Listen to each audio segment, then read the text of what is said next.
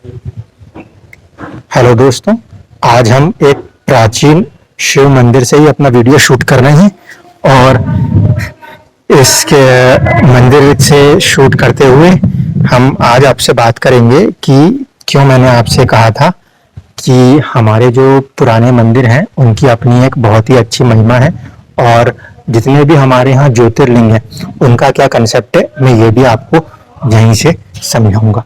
तो हम चलते हैं अब और थोड़ा सा सोचने की कोशिश करेंगे। हम इसमें साइंस को भी लगाएंगे और हमारे पूर्वजों के ज्ञान को भी लगाएंगे। ऐसा नहीं है कि हमारा साइंस उनके ज्ञान से कुछ अलग हो जाएगा। तो ये आप दर्शन करना चाहें तो ये है हमारे सबसे प्राचीन मंदिर में शिव जी। अब हम थोड़े से आसपास की चीज़ों को दिखाऊंगे आपको ताकि आपको समझ में आए कि हमारे जो मंदिर हुआ करते थे उस समय में वो किस तरह से थे। अगर आप नीचे देखोगे तो आप देखिए कि किस तरह से यहाँ पे ये रास्ते हुआ करते होंगे उस जमाने में। ये आज का हमने रास्ता बनाया है प्लास्टर करके और ये पुराने समय में जब वो लोग आते होंगे उस समय के जो पूरी एक स्थिति रही होगी उसको कल्पना करके देखिए। देखिए मंदिर के आसपास पुराने मंदिरों में क्या होता है, फिर मैं इसको आपको लिंक करके सब चीजें समझाऊंगा। ये हमारे पुराने मंदिरों का आसपास का नज़ारा है। आजकल यहाँ पे रिहायशी बस्तियां बस गई हैं इसलिए कंक्रीट के टावर भी देखने को जरूर मिलते हैं, लेकिन जो चीजें मैं आपको दिखा रहा हूँ इसको अब आपको साइंटिफिक वे में समझना होगा। ये हरियाली आपको दिख रही है, बहता हुआ पानी, नदियां मैंने आपको दिखाई।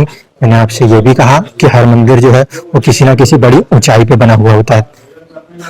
तो ये चीजें क्या करती हैं, ये असल में हमारे जो 12 ज्योतिर्लिंग हैं वो 12 अलग अलग जगहों पे मौजूद हैं और हम सबको इस बात की जानकारी है कि जो हमारे ज्योतिर्लिंग हैं वो क्योंकि अलग अलग राज्यों में अलग अलग जगहों पर हैं तो वहाँ की अपनी एक जमीन है, अपनी एक मिट्टी की खासियत है, अपनी एक वायु की खासियत है और हर जगह का पानी का स्वाद, मिट्टी और जो उसका आसपास का पेड़ पौधे उगना है, ये जो आप ज्योग्राफी में पढ़ते हो यही चीज काम करती है।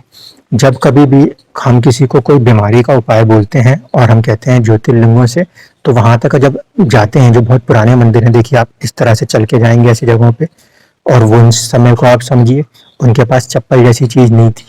तो कहीं ना कहीं जब हम वो पैरों से ऐसी जगहों पे चलते थे, एक्यूप्रेशर वहां पे भी काम करता था, एक्यूपंक्चर वहां पे भी काम करता था। इसके कारण भी हमारे शरीर पे काफी पॉजिटिविटी आती है।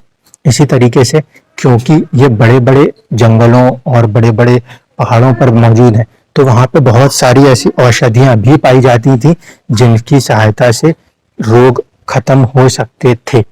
इस कारण से उस जमाने में अगर आप सोच के देखेंगे ना माइथोलॉजी को, उस जमाने से देखिए जहां से वो शुरू हुई थी। उस समय जब उन लोगों के पास आयुर्वेद का ज्ञान था तो ये जो बड़े बड़े हमारे मंदिर हुआ करते थे, आज भी जो हमारे ज्योतिर्लिंग है उनके आसपास, क्योंकि वो पहाड़ों पर हैं तो वहां पे कई सारी जड़ी बूटियां आपको देखने को मिलेंगी और वो जड़ी बूटियां उनमें सब पानी का मिलना और हवा का वहां से सुगंध के तौर पे आना, ये सारी चीजें कहीं ना कहीं एक तरीके से इंसान के माहौल को बदलती है, उसके अंदर एक पॉजिटिविटी को लाती है। जहाँ बहुत ज्यादा सीरियस बीमारी होती है तब वो उस समय की आयुर्वेदिक जड़ी बूटियों का भी प्रयोग करते थे। इसीलिए जो हमारे ज्योतिर्लिंग का कंसेप्ट है वो इस बात के लिए बिल्कुल ठीक कहा जाएगा कि वहां पे जाने पर वहां का जो हमारा एटमॉस्फेयर है, जो कि प्रैक्टिकलिटी है, वो काम करती है और साथ ही साथ जो हमारा एक औषधि का ज्ञान है, उस समय वहां पे जो औषधियां उगती थी वो भी काम करती थी। इस कारण से उनकी उस समय की धारणा जो थी वो बिल्कुल सही थी। हमने उसमें मॉडर्न धारणाओं को लाके क्या किया है, हमने इस तरीके से नए नए प्लास्टर और ये सारी चीजें कर दी जिस कारण से आपकी बॉडी जो है वो उस तरीके की पेन को, उस तरीके के एक्यूप्रेशर एक्यूपंक्चर को नहीं डील कर रही, जिस कारण से उस समय के लोग काफी अच्छे अपनी हेल्थ को मेंटेन करते थे। आज के लोग वो चीजों को मेंटेन नहीं कर पा रहे। ज्योतिर्लिंगों के अंदर ही हम फिर से वापस आए तो ज्योतिर्लिंगों में क्या है, शिव जी की जो एक बात है वो ये है कि शिवलिंग जो है ना उसको कहीं पे भी स्थापित करना होता है। बाकी मूर्तियों की तरह वो सिर्फ प्राण प्रतिष्ठित नहीं होते, उनमें क्या होता है वो स्थापित होते हैं, यानी एक जगह पे उनको फिक्स कर दिया जाता है। इस कारण से शिवलिंग या शिव जी की पूजा जो है वो सबसे अलग होती है। और जितने भी प्राचीन जगहों पे आप देख रहे हैं, जो 12 हमारे ज्योतिर्लिंग हैं, उनके भी आसपास देखिएगा। मैं आपको एग्जांपल देता हूँ सोमनाथ का।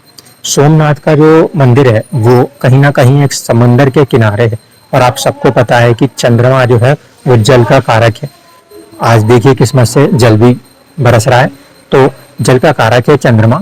जब हमें चंद्रमा का कोई उपाय करना हो तो हमें जल की जरूरत पड़ेगी, और वो मंदिर बहुत बड़े समंदर के पास मौजूद है। तो जिनको मन में बेचैनी होती है, ऐसे लोग जब ऐसे मंदिरों के पास जाएंगे जहाँ पे जल तत्व बहुत ज्यादा है, तो उनके मन की बेचैनियां खत्म होंगी। ये साइंटिफिक चीजें हैं। क्या आज का साइंस नहीं कहता है कि जब चंद्रमा अपने पूर्ण रूप में आता है तो ज्वार भाटे आते हैं? पढ़ते तो हम भी वही साइंस है, बस उस समय वो साइंस इस तरीके से नहीं लिखते थे वो लोग। वो इस तरीके से लिखते थे कि हाँ, ये चीजें कुछ ऐसी होती हैं, हम इसको इस तरीके से इस्तेमाल करेंगे। इस कारण से ये जो आइडियोलॉजी है, ये जो कंसेप्ट हैं, ये सारे कंसेप्ट सही हैं, बस सोचने का अंतर है। आप जिस जिंदगी को जी रहे हो, आप आज के साइंटिफिक वे में सोच रहे हो, उस समय उनकी जिस तरीके की सोच थी वैसे वो लोग भी सोच रहे थे। आप दूसरे किसी मंदिर को देखिए, रामेश्वरम के पास आपको एक और ज्योतिर्लिंग रामेश्वरम मिलेगा। रामेश्वरम भी क्या है, वो भी कहीं ना कहीं पे मौजूद है, एक बड़े समंदर के पास। उसके आसपास का जो मिट्टी है, वहाँ की आप कभी खेती, वहाँ की उपज को देखिए, वहाँ पे कुछ अलग किस्म की फसलें उगती हैं। तो हमारे जितने भी 12 भाव हैं हमारी कुंडली के, उन 12 भावों से होने वाले 12 रोगों का जो उपाय होगा, उनकी जड़ी बूटियां उन 12 जगहों में कहीं ना कहीं मिलती होंगी। और दूसरी चीज कि उन जड़ी बूटियों के अलावा उन 12 जगहों पे वो 12 माहौल होंगे, जो कि वहाँ के आसपास के पेड़ पौधे, वहाँ की मिट्टी, वहाँ का पानी बनाते होंगे। इन सबका कंबाइंड करके जो आफ्टर इफेक्ट है, वही हमारी हेल्थ के लिए काम करता है। और इसीलिए मैंने कहा था, काल पुरुष की कुंडली शिव जी से शुरू होती है, और काल पुरुष जो है उनको हमने शिव जी माना है। और 12 जगहों पर शिव जी के स्थापित किए हुए, फिर से बोल रहा हूँ, न सिर्फ प्राण प्रतिष्ठित बल्कि स्थापित किए हुए जो हमने अपने मंदिर बनाए हैं, वो कुछ ऐसी जगहों पे बने हुए हैं जो कि हमारे को एक तरीके से उन जगहों पे लेकर आते हैं जहाँ पे की चीजें सॉल्व होती हैं। यानी कि वहाँ का माहौल, वहाँ की चीजें, वहाँ की औषधियाँ हमारे को एक दवाई के तौर पे काम करती हैं। अंदर भी पूजा हो रही है, तो एक बार उनको भी देखें। देखिए पूरे रूप से वो पूजा की जा रही है। तो आई होप कि अब आपको ये बात कंसेप्ट समझ में आया होगा कि हमारे जो ज्योतिर्लिंग है वो कोई साधारण जगह नहीं है। वो ऐसी जगह है जहाँ सबसे अच्छी वनस्पतियाँ, सबसे अच्छी जड़ी बूटियाँ उगती हैं, और इस कारण से ही ये प्लेसेस सबसे ज़्यादा स्केयर्ड प्लेसेस कहलाती हैं, और यहाँ पे काफ़ी लोग पॉजिटिव होते हैं। So keep enjoying the videos, और इस वीडियो को कोशिश कीजिएगा कि लाइक और स्प्रेड भी कीजिएगा, क्योंकि ये जो पुराने मंदिर हैं इनके बारे में कोई नहीं जानता। इनके बारे में जानकारी भी होनी चाहिए। हमें अपने मॉडर्न साइंस के साथ साथ हमारे पुराने जो हमारे खुद के ज्ञान है, जो भारत की अपनी ताकत है, ये दुनिया को पता जरूर चलनी चाहिए। Thank you.